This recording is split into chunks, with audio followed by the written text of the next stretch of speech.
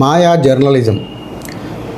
జర్నలిజంలో మాయ కూడా ఉంది. అది మనం సూక్ష్మంగా గ్రహిస్తే తప్ప అర్థం కాని విషయాలు ఎన్నో అందులో దాగుంటాయి.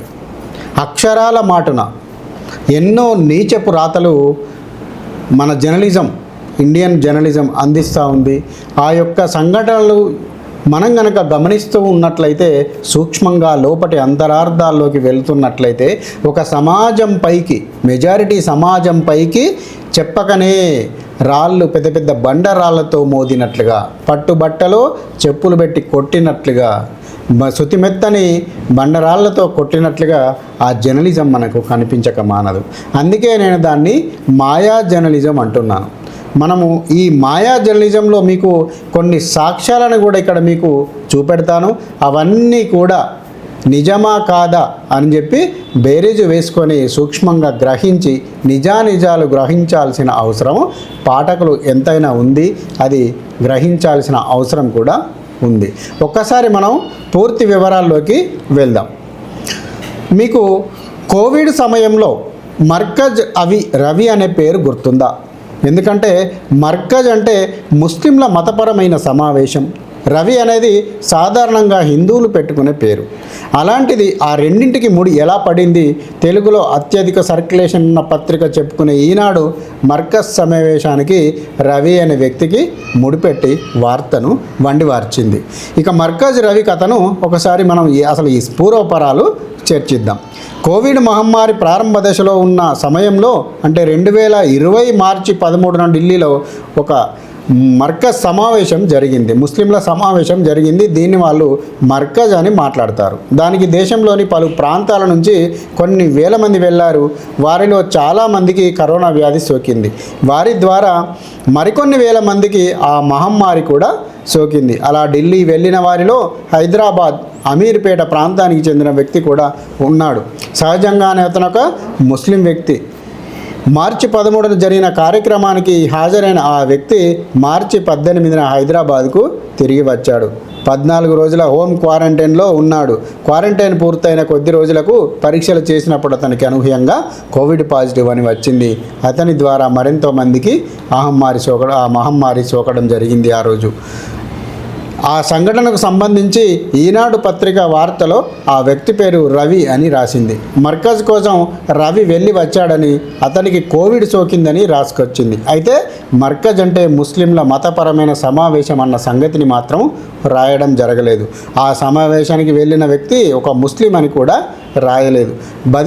బాధితుల పేర్లు బయట పెట్టకూడదు అనే నియమం ప్రకారం సదరు కోవిడ్ సోకిన వ్యక్తి పేరును మార్చి రాశారనే విషయాన్ని మాత్రం అక్కడ చూపెట్టడం జరిగింది. కానీ ఆ వ్యక్తి ముస్లిం వ్యక్తికి బదులు హిందూ పేరుగా ఎందుకు, దేనికి సంకేతంగా మనం ఆలోచించాల్సిన అవసరం ఉంది. అతను వెళ్ళిన సమావేశం ముస్లిం మతానికి సంబంధించింది అన్న విషయం మెజారిటీ ప్రజలకు తెలియని తెలుగు రాష్ట్రాల్లో చెలామణిలో ఉన్న ఆ దినపత్రిక సదరు వ్యక్తికి హిందూ పేరు పెట్టడం వల్ల జనాల్లో ఏ రకమైన అభిప్రాయం కలుగుతుంది?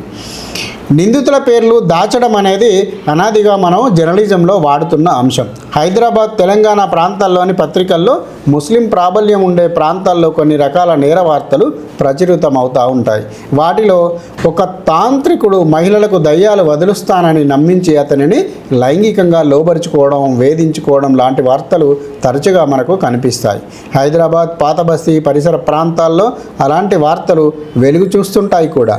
అలాంటి వార్తలను నిశితంగా చూస్తే చాలా వరకు కేసుల్లో సదరు తాంత్రికుడు ముస్లిం వ్యక్తి అయి ఉంటాడు. కానీ పత్రికలు మాత్రం ఉద్దేశపూర్వకంగా తాంత్రికుడు, బాబా అనే పదాలు ఉపయోగించి ఆ వార్తను ప్రచురిస్తాయి. అలాంటి సంఘటనలు సర్వసాధారణం అయిపోయాయి. కొన్ని రకాల వార్తల్లో బాధితుడి పేరు బయటపెట్టకూడదు అనే విషయం మంచిదే. కానీ ఆ పేరు హిందువుదే అయి ఎందుకుంటుంది అనేది మనము హిందువులు సాధారణంగా ఆలోచించాల్సిన అవసరం ఉంది. ఏ క్రైస్తవ పేరో లేదా ముస్లిం పేరో అయి ఉండవచ్చు కదా, కానీ అలా మాత్రము జరగదు. ఎందుకో ఎప్పుడైనా ఆలోచించారా? నిజానికి మర్కజ్ కరోనా కేసులో బాధితుడి పేరు బయట పెట్టకూడదంటే ఏ అబ్దుల్ అనో కరీం అనో లేదా నయీం అనో పెట్టుకోవచ్చు కదా, కానీ అలా రాయకుండా హిందువులకు సంబంధించిన రవి అనే పేరు ఇక్కడ ఎందుకు వాడాల్సి వచ్చింది అనేదే ఇక్కడ $1,00,000 ప్రశ్న. అలాగే తంత్రగాళ్ళు, దొంగ బాబాలు అని రాసే బదులు ఫకీర్, మౌల్వీ, మౌలానా అనే పదాలు కూడా వాడవచ్చుగానే అనుమానాలు కలుగుతున్నాయి. కానీ అలాగే క్రైస్తవ పాదరిల ఆకృత్యాల గురించి రాసేటప్పుడు కూడా మత గురువు అని రాస్తారు. అదంతా ఏంటంటే హిందూ మత పెద్దలు దొంగలు, మోసగాళ్ళు, నేరగాళ్ళు అని పరోక్షంగా ప్రచారం చేయడం. హిందూ మతానికి చెందిన వాళ్ళ విషయం గురించి స్వయంగా హిందూ మతస్థులలోనే నమ్మకం లేకుండా చేయడం. అది ఉద్దేశపూర్వకమా యాదృచ్ఛికమా అన్నది చెప్పడం కష్టమే. కానీ మౌలికంగా పాఠకుల మనస్సుల్లో హిందూ మతం అంటే ఒక రకమైన తేలిక భావం, చులకన భావం, క్రమంగా హిందుత్వం అంటే విముఖత కలిగేలా అలాంటి వార్తలు ఉంటున్నాయి. ఈ రకమైన ప్రచారం కేవలం తెలుగుకు మాత్రమే పరిమితం కాదు, దేశవ్యాప్తంగా జరుగుతున్న పరిణామమే. రకరకాల నేరాలకు పాల్పడిన ముస్లిం పీర్లు, మౌలానాలు, ఫకీర్లను తాంత్రికుడు లేక బాబా అని వ్యవహరిస్తూ వార్తలు రాసిన సందర్భాలు కోకొల్లలు. అలాంటి రాతలను చదివే పాఠకుల మనస్సుల్లో హిందూ మత గురువుల పట్ల విద్వేషభావం పెచ్చరిల్లదా? ఇక అలాంటి కొన్ని ప్రధానమైన సంఘటనలు కూడా మనం ఒకసారి వెనక్కి తిరిగి చూసుకుందాం. ఇది మధ్యప్రదేశ్లోని మందసౌర్ జిల్లాలో జరిగిన ఒక సంఘటన. ముబారక్ మన్సూరి అనే వ్యక్తి చేతబడి బాణావతి వంటి వాటిని వదిలిస్తాననే సాకుతో హిందూ మహిళలను లొంగ తీసుకునేవాడు. వారితో అనునయంగా మాట్లాడి ప్రేమ ముగ్గులోకి దింపేవాడు. బాధిత మహిళలకు తెలియకుండానే వారికి మత్తు పదార్థాలు ఇచ్చేవాడు. వారు తెలివి కోల్పోయాక వారిని మానభంగం చేసేవాడు. అలా కనీసం 50 మంది మహిళలను లైంగికంగా వేధించాడన్న ఆరోపణలు వెలుగు వచ్చాయి. 2025 మే 20న ఒక బాధిత మహిళ కుటుంబ సభ్యుల ద్వారా పోలీసులకు ఫిర్యాదు చేశారు. దాంతో పోలీసులు మే 22న అతని ఇంట్లో సోదాలు చేశారు. ఆ రోజే అతన్ని అరెస్టు చేశారు. మే 24న కోర్టులో ప్రవేశపెట్టడం జరిగింది. అక్కడి నుంచి కూడా జైలుకు కూడా పంపించారు. మందసౌర్ జిల్లాలో జరిగిన సంచలనం కలిగించిన ఈ కేసు గురించి మే 29న ప్రముఖ హిందీ పత్రిక అయినటువంటి దైనిక్ భాస్కర్ ఒక కథనాన్ని ప్రచురించింది.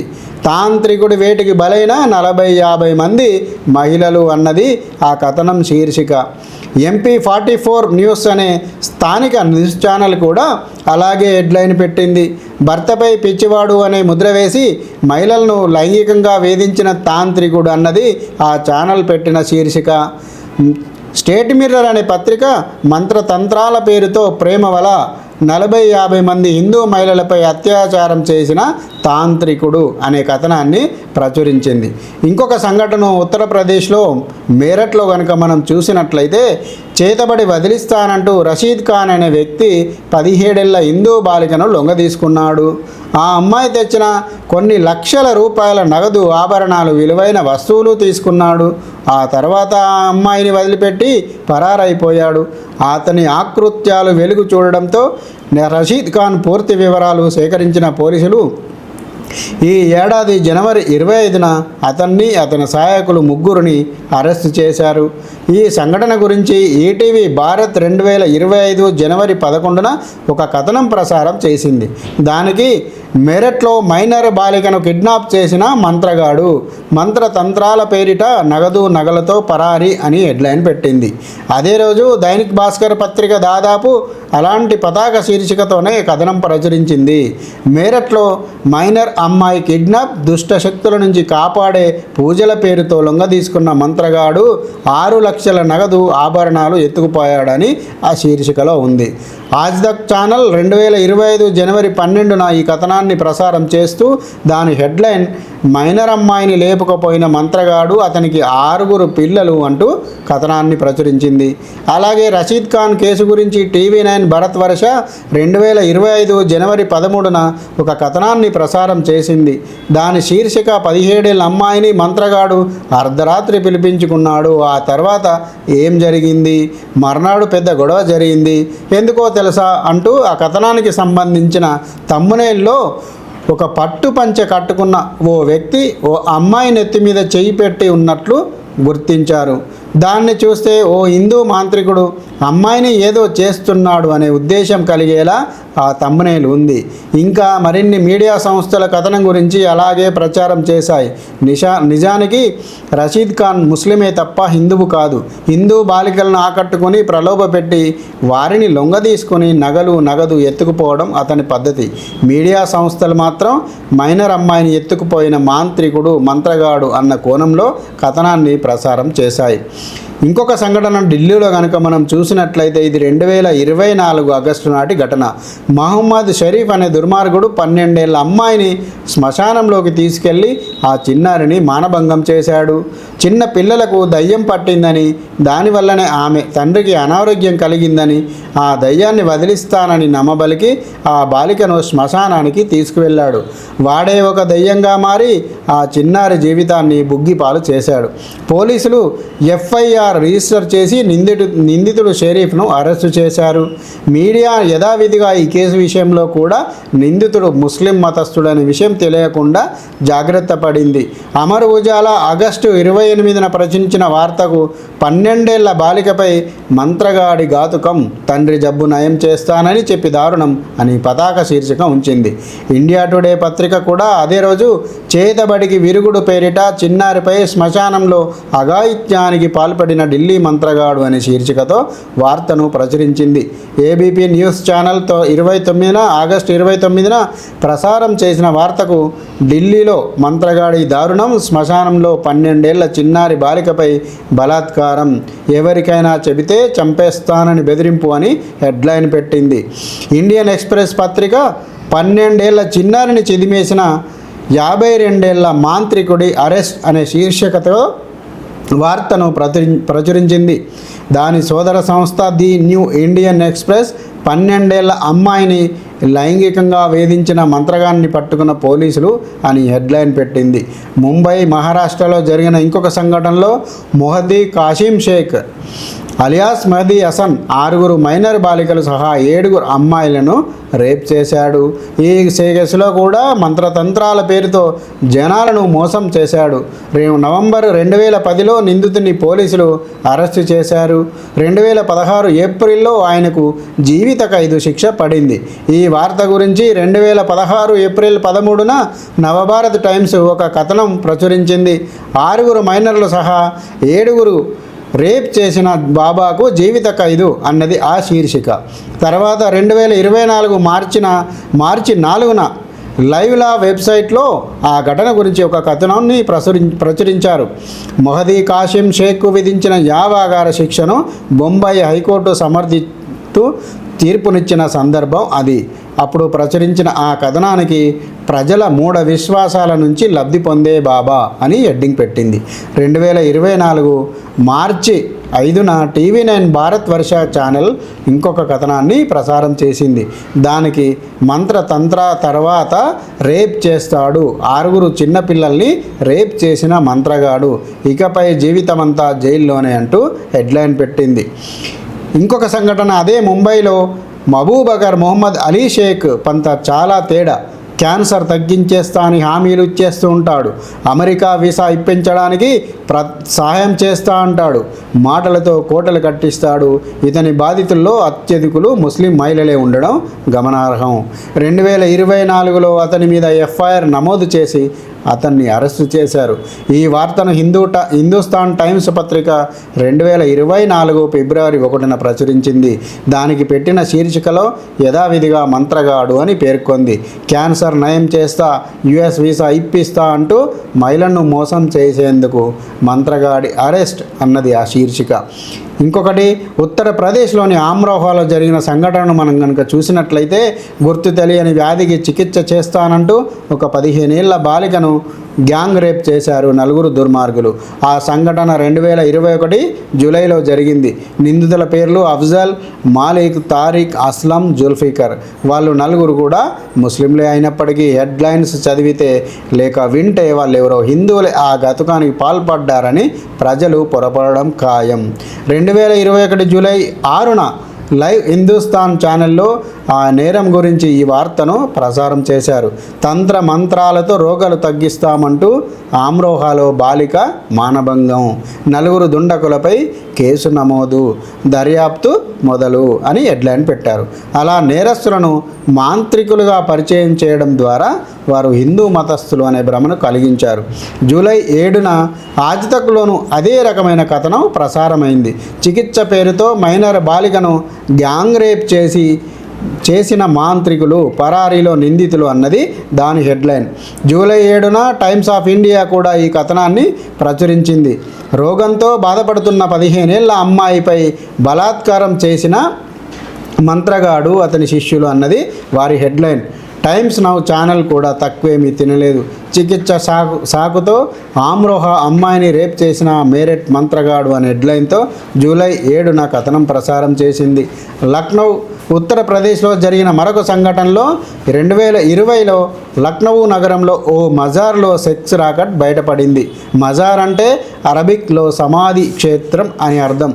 ముస్లింలు తాము గొప్పవారిగా భావించే వారి సమాధులను పుణ్యక్షేత్రాలుగా భావించి అక్కడ ప్రార్థనలు చేసుకుంటూ ఉంటారు. అలాంటి చోట పనిచేస్తున్న నాసీర్ అక్కడకు వచ్చే మహిళలను చికిత్స పేరిట లైంగికంగా వేధించేవాడు. అంతేకాదు ఆ మజార్లోనే వ్యభిచార ముఠా కూడా నడుపుతూ రెడీ హ్యాండెడ్గా అతను పట్టుబడ్డాడు. దీంతో పోలీసులు ఎఫ్ఐఆర్ దాఖలు చేసి నాసీర్ను అరెస్టు చేశారు. టైమ్స్ ఆఫ్ ఇండియా పత్రిక ఆ వార్తను ఇలా ప్రచురించింది.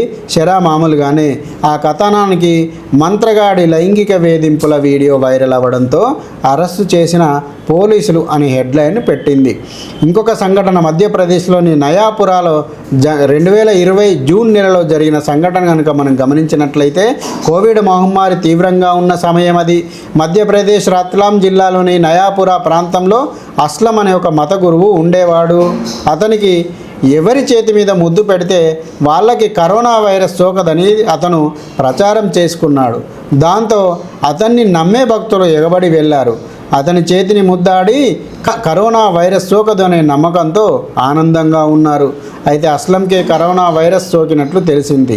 అంతేకాదు కోవిడ్ మహమ్మారి కారణంగా అస్లం 2020 జూన్ 4న చనిపోయాడు. అస్లం మరణంతో అధికార యంత్రాంగం అప్రమత్తమైంది. అతని దగ్గరికి వచ్చే వారి వివరాలు కనుక్కొని అందరికీ టెస్టులు చేయించారు. ఆ పరీక్షల్లో 29 మందికి కరోనా వైరస్ సోకిందని వెల్లడైంది. అస్లం సంఘటన తర్వాత నయాపురా, రత్లాం ప్రాంతాల్లో ఇలాంటి ముస్లిం మత గురువులు దాదాపు 37 మందిని పోలీసులు క్వారంటైన్ చేశారు. ఇంత ప్రమాదకరమైన సంఘటన విషయంలో కూడా సదరు వ్యక్తి ముస్లిం అన్న విషయాన్ని మీడియా యథాశక్తిగా దాచిపెట్టింది. చేతి మీద ముద్దు పెట్టే బాబా అనే కోణానికి ప్రాధాన్యత ఇచ్చింది. బాబాలు, గురువుల్లో ఇలాంటి మోసగాళ్ళు మాత్రమే ఉంటారు అనే భావన ప్రజల్లో కలిగించేలా చేసింది.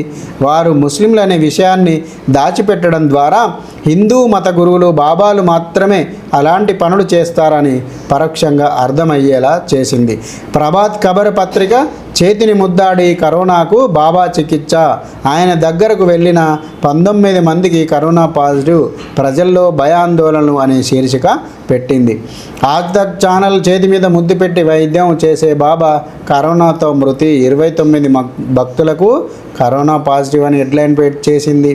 ఎన్డీటీవీ ఇండియా ఛానల్ చేతి మీద ముద్దుతో చికిత్స చేసే మంత్రగాడు కరోనాతో మృతి, ఆయన నుంచి 23 మందికి సంక్రమించిన కోవిడ్, మరో 37 మంది బాబాలను క్వారంటైన్ చేసిన యంత్రాంగం అనే శీర్షికను ఉంచింది.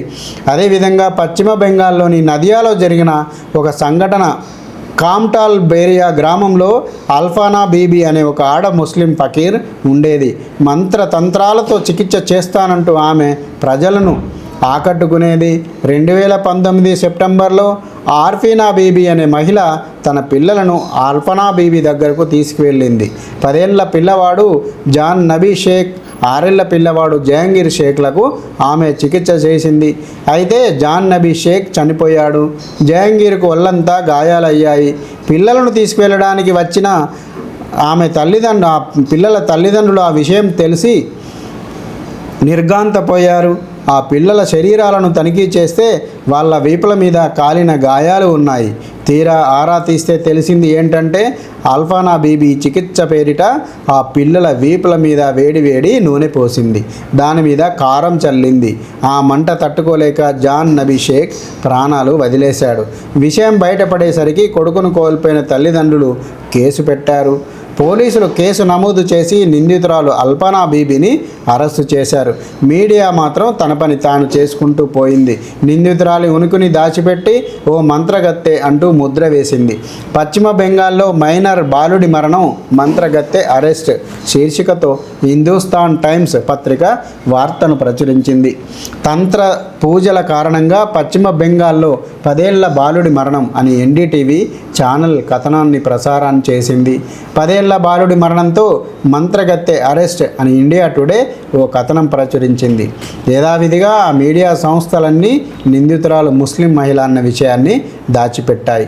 అదేవిధంగా ఛత్తీస్గఢ్లో కూడా మరొక సంఘటనలో బిలాస్పూర్లో జరిగింది. 2019 మే నెలలో ఈ సంఘటన జరగగా ఛత్తీస్గఢ్ బిలాస్పూర్కు చెందిన ఒక 34 ఏళ్ల మహిళకు భర్తతో విభేదాలు వచ్చాయి. అతను ఇల్లు వదిలిపెట్టి వెళ్ళిపోయాడు. ఇంకా మరికొన్ని కుటుంబ సమస్యలు అతనికి ఉన్నాయి.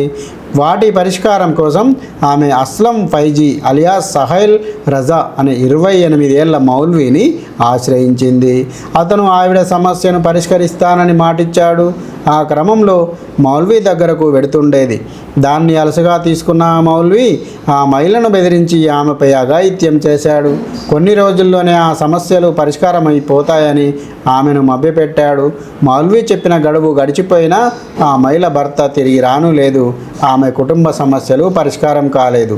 మౌల్వీ తనను మోసం చేశాడని, శారీరకంగా వాడుకున్నాడని అర్థమయ్యాక ఆమె పోలీసులకు ఫిర్యాదు చేసింది. కేసు నమోదు చేసిన పోలీసులు మౌల్వీని అరెస్టు చేశారు.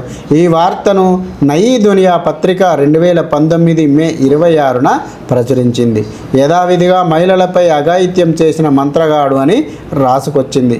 అంతేకాదు ఆ కథనానికి వాడిన బొమ్మలు రుద్రాక్షలు ధరించి పట్టుబట్టలు కట్టుకుని నుదుట కుంకుమ బొట్టు పెట్టుకున్న వ్యక్తి చిత్రాన్ని ప్రచురించింది.